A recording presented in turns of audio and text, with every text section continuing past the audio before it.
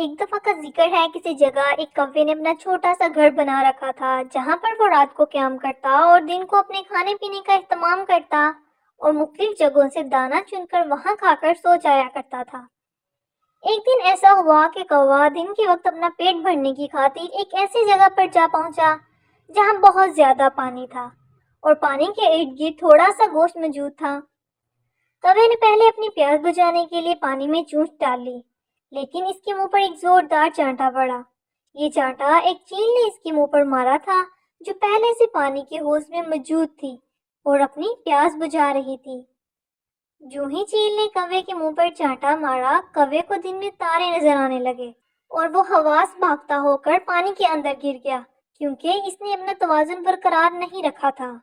چیل نے کوے کی وہ درگت بنائی کہ کوا ساری زندگی سے یاد رکھے گا۔ کوے نے چیل سے کہا کہ اے چیل بہنا، مجھے چھوڑ دو، میں تم سے زیادہ طاقتور نہیں ہوں، تم مجھ سے جسامت میں بھی بھاری ہو اور طاقت میں بھی کسی سے کم نہیں ہو۔ میں نے صبح کا ناشتہ بھی نہیں کیا، اس لیے گوشت کے چند ٹکڑے مجھے بھی چننے دو تاکہ میں اپنا پیٹ بھر سکوں۔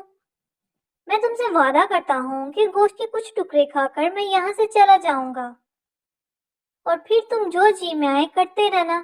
چیل کوے کی باتیں سنتی رہی، پھر بولی کہ اے کوے، تم روزانہ یہاں آتے ہو، سب کچھ ہڑپ کر جاتے ہو اور دوسرے جانوروں کا اس میں کچھ نہیں ہوتا۔ آج مجھ سے وعدہ کرو کہ اپنا حصہ لے کر یہاں سے چلے جاؤ گے اور دوسرے جانوروں کے لیے بھی دانا یا گوشت چھوڑ جاؤ گے۔ کوے نے چیل کی بات مانتے ہوئے اس سے وعدہ کیا کہ آئندہ جو چیل کہے گی وہ ویسا ہی کرے گا۔ چیل نے سوچا کہ اب کوے کو جانے دیا جائے کیونکہ اس کی کافی درگت بن چکی ہے اور اس کی یہ کم بختی کیا کم ہے کہ میں نے دوسرے جانوروں کی خاطر کوے کی کافی بے عزتی کی ہے۔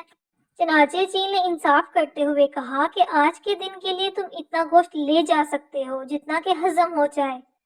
کل سے تم نے مجھ سے جو وعدہ کیا ہے وہ پورا کرنا اور صرف اپنے حصے کا کھانا لے کر جانا تاکہ دوسرے جانور بھی اس سے مستفید ہوں۔ کوے نے ایک مرتبہ پھر چیل سے وعدہ کیا کہ وہ ویسا ہی کرے گا جو چیل کہے گی۔ چنانچہ کوے نے تھوڑا سا گوشت اپنی چونچ سے اٹھایا، چیل کو خدا حافظ کہا اور خود اڑ کر اپنے گھر پہنچ گیا۔ پیارے بچوں، اس کہانی سے ہمیں یہ سیکھ ملتی ہے کہ کسی کا حق نہیں مارنا چاہیے اور صرف اتنا ہی ہر چیز میں سے اپنا حصہ لینا چاہیے، نہ کہ لالچ میں آ کر سارا حصہ ہڑپ کر دینا چاہیے۔ مزید اچھی ویڈیوز دیکھنے کے لیے اس ویڈیو کو لائک اور شیئر کریں اور میرے چینل کو سبسکرائب کریں۔